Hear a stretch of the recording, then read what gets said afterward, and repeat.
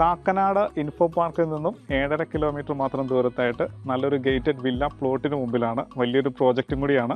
ഈ പ്രോജക്റ്റിൻ്റെ പേര് വരുന്നത് വിൻഗേറ്റ് സ്പ്രിങ്സ് എന്നാണ്. അപ്പോൾ മെയിൻ ബസ് റൂട്ടിൽ നിന്നും 100 മീറ്റർ താഴെ മാത്രമാണ് ഈ പ്രോജക്റ്റ് വരുന്ന ദൂരം.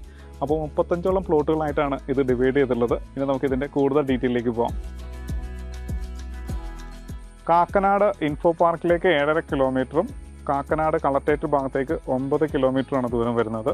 ഇനി ഇവിടെ നിന്ന് കൊച്ചിൻ ഇൻ്റർനാഷണൽ എയർപോർട്ടിലേക്ക് 16 കിലോമീറ്ററാണ് ദൂരം വരുന്നത്. ഒരു 25 മിനിറ്റിൻ്റെ ഡ്രൈവ് മാത്രമേ ഉള്ളൂ. എറണാകുളത്തിൻ്റെ എല്ലാ സിറ്റീസിലേക്കും ഈസി ആയിട്ട് സഞ്ചരിക്കാൻ പറ്റുന്ന നല്ലൊരു ലൊക്കേഷനും കൂടിയാണ്.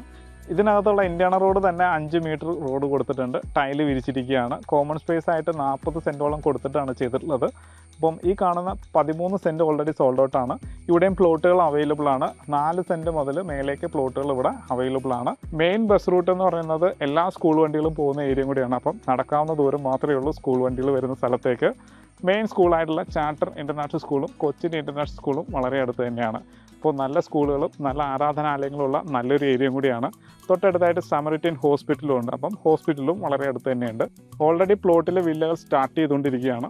ഇപ്പം ഇൻവെസ്റ്റ്മെൻറ്റിന് പറ്റിയൊരു സമയം കൂടിയാണ്. അപ്പോൾ ഇതിന് ചോദിക്കുന്ന വില എന്ന് പറയുന്നത് 5 ലക്ഷം രൂപ മാത്രമാണ് ചോദിക്കുന്ന റേറ്റാണ്. വില നെഗോഷ്യബിൾ ആണ്. അപ്പം ഇവിടെ നിങ്ങൾക്ക് വീടാണ് നിങ്ങളുടെ സ്വപ്നമെങ്കിൽ അത് നമുക്ക് ബിൽഡ് ചെയ്ത് തരാവുന്നതുമാണ്. അപ്പോൾ ഒരു ബ്രോക്കറേജും ഇല്ലാതെ നിങ്ങൾക്ക് നേരിട്ട് ബന്ധപ്പെടാവുന്നതാണ്. ഈസി ആയിട്ട് ഈ പ്ലോട്ടുകൾ പർച്ചേസ് ചെയ്യാവുന്നതാണ്. അപ്പോൾ മടിക്കാതെ തന്നെ കോൺടാക്റ്റ് ചെയ്യുക. പേപ്പേഴ്സ് എല്ലാം ക്ലിയർ ആയതുകൊണ്ട് തന്നെ എല്ലാ ബാങ്കിൽ നിന്നും ലോൺ സൗകര്യവും അവൈലബിൾ ആണ്. അപ്പോൾ ഇതുപോലുള്ള വീഡിയോസുമായിട്ട് വീണ്ടും നിങ്ങളുടെ മുന്നിലേക്ക് വരേണ്ടതുണ്ട്. അതിന് നമ്മുടെ ചാനൽ സബ്സ്ക്രൈബ് ചെയ്യാൻ മറക്കരുത്. നല്ല വീഡിയോസുമായിട്ട് നമുക്ക് വീണ്ടും കാണാം.